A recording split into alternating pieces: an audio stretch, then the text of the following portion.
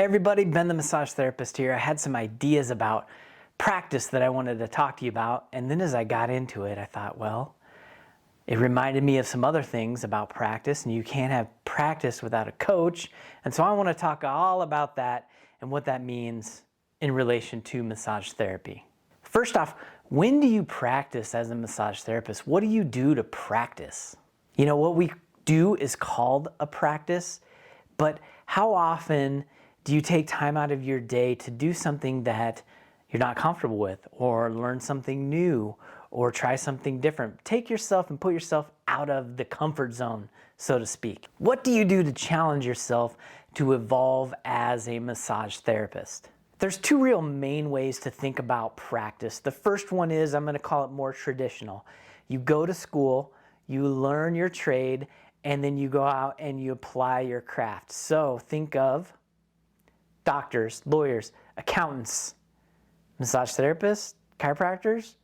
We learn and then we go out and practice. What do we do to evolve after that? The other way to think about practice comes from the world of sports. And with sports, you have practices every day, right? You run drills, you do all the things. Do you think that a world championship basketball team, football team, baseball team just play games all the time? They have practices in between their games.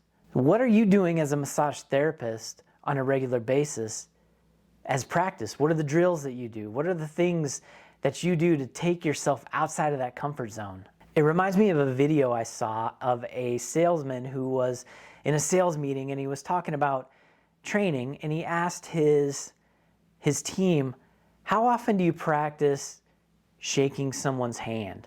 And that got me thinking, you know, it's such a little thing that you think, I don't need to practice shaking someone's hand.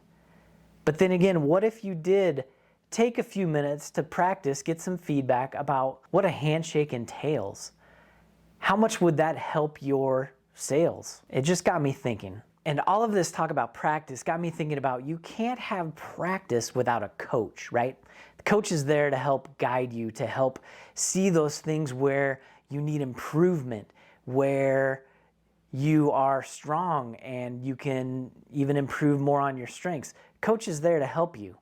How many massage therapists have a coach? This reminded me of a video I saw a while back, and I'm going to butcher this guy's name, so I'm going to put a link to the video down in the description. But his name is Atul Gawande. He's a surgeon and a writer for New York Times, I think. But anyway, his message was, if you want to get great at something, get a coach. How do you get better at what you do if you keep doing the same things? So in this video, he talks about getting a coach. He asks a former professor of his to come and observe one of his surgeries. In his mind, he thought, well, this is a fairly routine surgery. This should go pretty easy.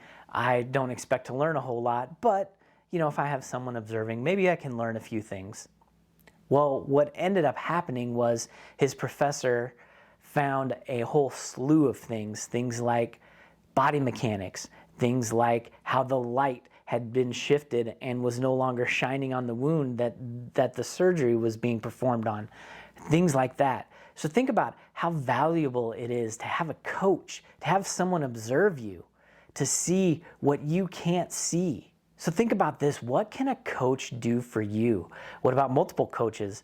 I have several people that I reach out to for help when I need help. They just are able to give me a different perspective, something that I may not see. Let me tell you a story about what we did in my office a few years back.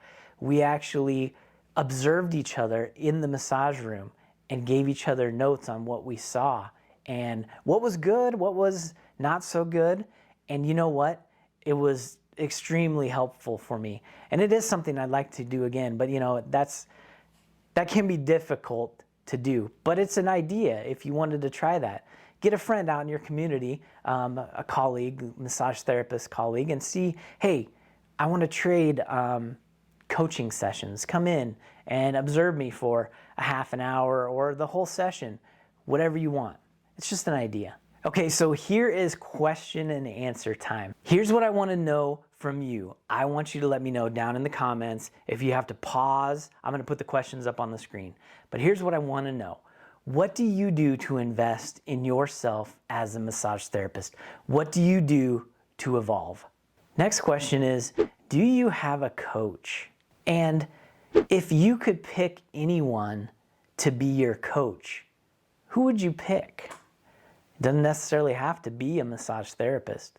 Now here's a different line of questioning that I want to know. I want to know from you, what are your favorite workshops to attend? What are your favorite books that you like to read about massage therapy? What are your favorite podcasts to listen to? What are your favorite social media accounts that you like? What are your favorite YouTube channels? Besides this one, of course. Thank you so much for sharing your answers with me down in the comments. I hope you get some value out of this video, and we'll see you in the next video.